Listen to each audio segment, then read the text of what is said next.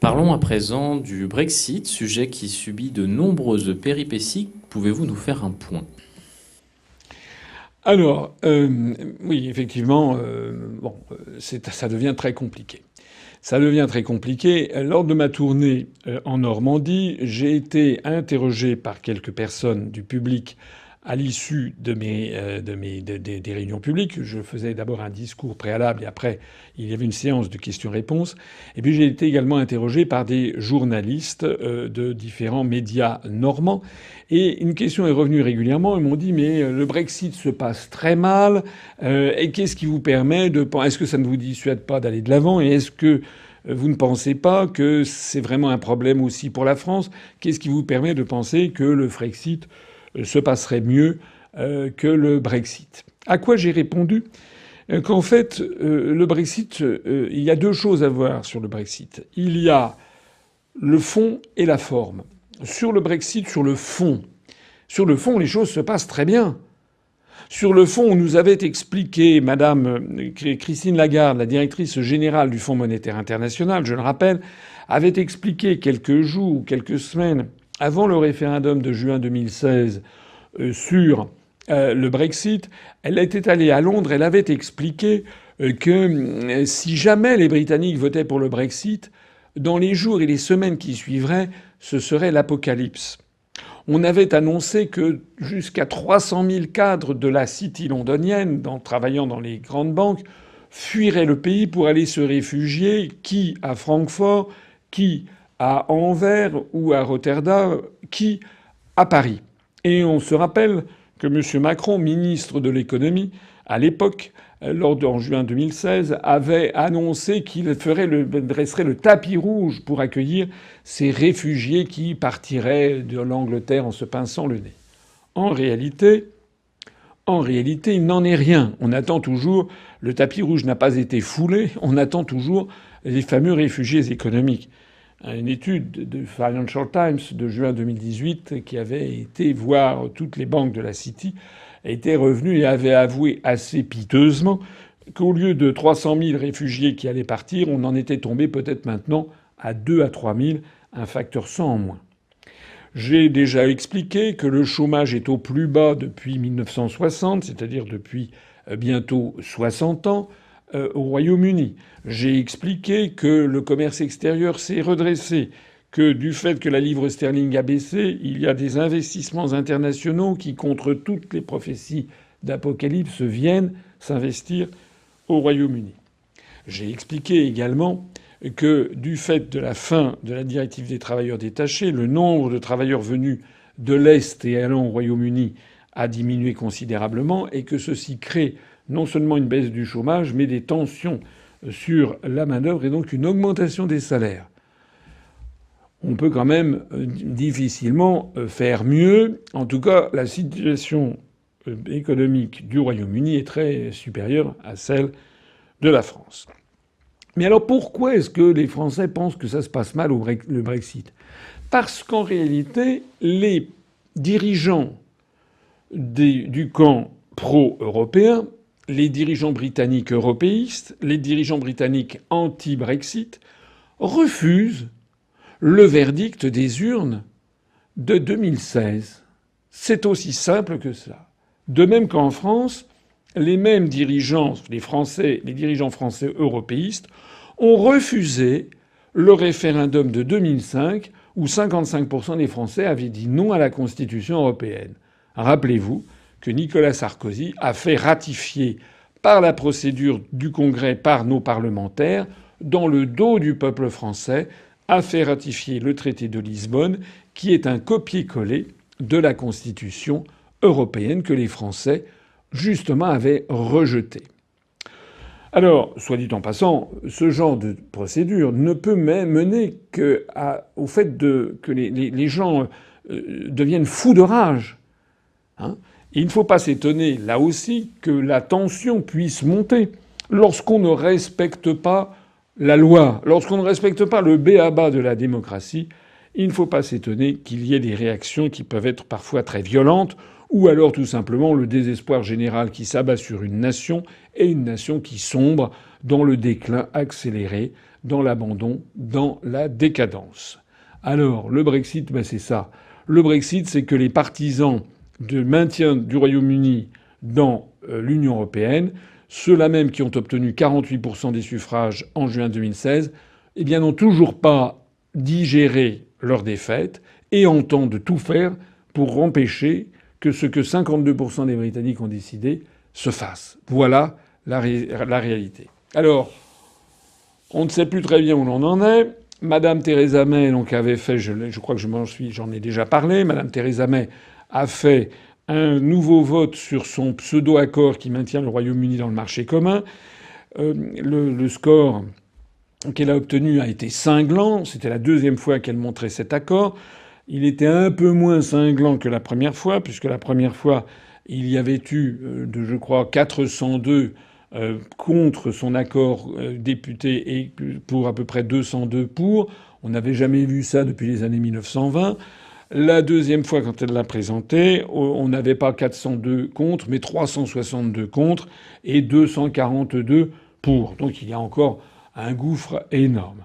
Le lendemain, elle a donc, c'était le 12 mars, le 13 mars, il y a eu un vote sur la sortie sans accord, et là, le vote a été tangent, puisqu'il y a eu 300 de mémoire, 312 députés qui ont voté contre le Brexit sans accord et 308 qui ont voté pour. C'est-à-dire que la marge était de 4. Il aurait suffi que 3 députés seulement qui avaient voté contre changent leur vote pour que le Brexit sans accord l'emporte le 13 mars. Il n'y a pour l'instant, parmi tous les votes qui ont eu lieu à la Chambre des communes, c'est le vote en faveur du Brexit sans accord qui a été le plus proche d'atteindre la majorité des députés présents, celui dont la légitimité est actuellement le plus fort. Alors le lendemain, le 14 mars, il y a eu un nouveau vote pour savoir s'il fallait demander une prolongation de l'article 50, et là il y a eu une majorité des députés qui se sont prononcés pour demander une prolongation. Alors, on n'y comprend plus grand-chose, puisque la prolongation... Ah oui, j'ai oublié de préciser aussi, il y a encore eu un autre vote très important, pour savoir s'il fallait procéder à un deuxième référendum. Là, le score a été sans appel, quelque chose comme 380 voix contre un deuxième référendum et 85 voix pour. Je crois que c'est à peu près le score. Donc, il n'y aura pas de deuxième référendum. Je l'avais d'ailleurs toujours dit, puisque non seulement le référendum n'est pas une tradition britannique, les Britanniques font très très peu de référendums.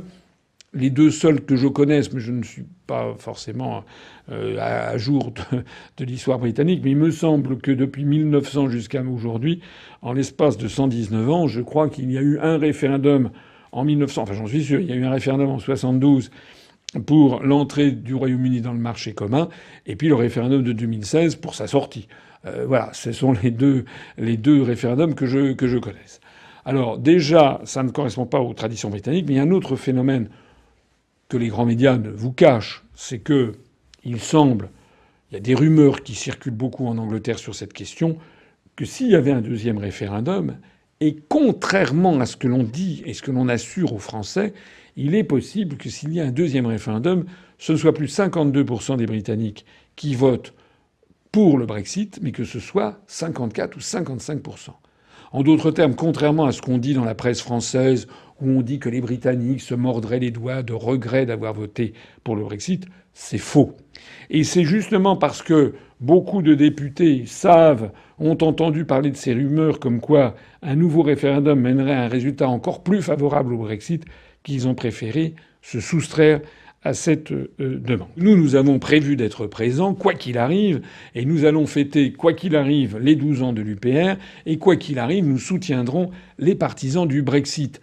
Et si l'accord est reporté, si la sortie est reportée, eh bien, nous serons tristes, mais nous apporterons notre soutien à tous les Brexiters, mais il n'est pas sûr que la sortie va être reportée. Pourquoi ? Parce que si on regarde bien le dossier, le report ne peut être de toute façon que de quelques semaines, puisqu'il faut absolument que le Royaume-Uni soit sorti de l'Union européenne fin mai, à défaut de quoi il faudrait que le Royaume-Uni votent pour des élections pour des députés britanniques au Parlement européen. Puisque c'est à la fin mai que tous les pays de l'Union européenne élisent leurs députés au Parlement européen. Et donc, il faut qu'il y ait les Britanniques qui aient aussi leurs députés si le Royaume-Uni n'est pas sorti. Juridiquement, il n'est pas possible de faire autrement.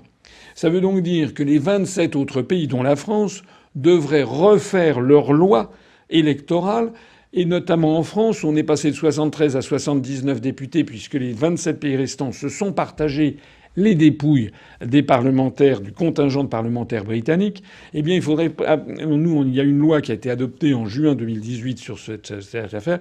Il faudrait que nous fassions une loi à l'envers pour revenir de 79 à 73 députés. Et les 27 États devraient faire la même chose. C'est donc quand même très peu probable. C'est pas absolument impossible, mais c'est quand même extraordinairement peu probable. Et puis surtout, ça voudrait dire que les négociations seraient reportées aux calendes.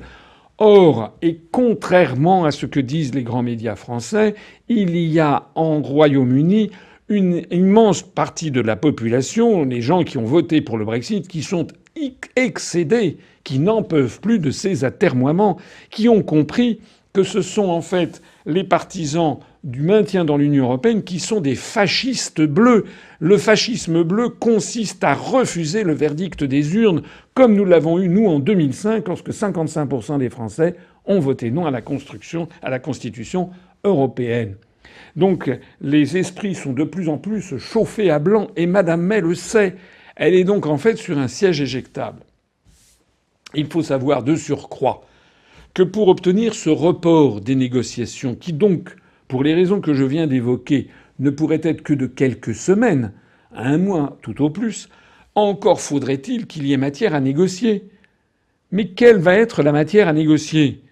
Puisque les Européens, les 27 autres pays d'Europe, ont fait savoir qu'ils accepteraient éventuellement un report, mais qu'à condition qu'il y ait des percées du côté britannique.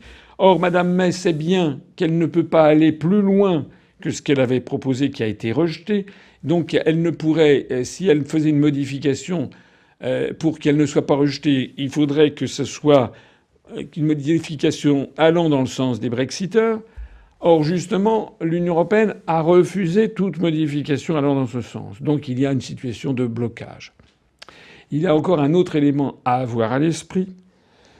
Les rumeurs circulent, elles ont été notamment lancées, entretenues par un député allemand proche de Madame Merkel qui s'appelle M. Elmar Brok.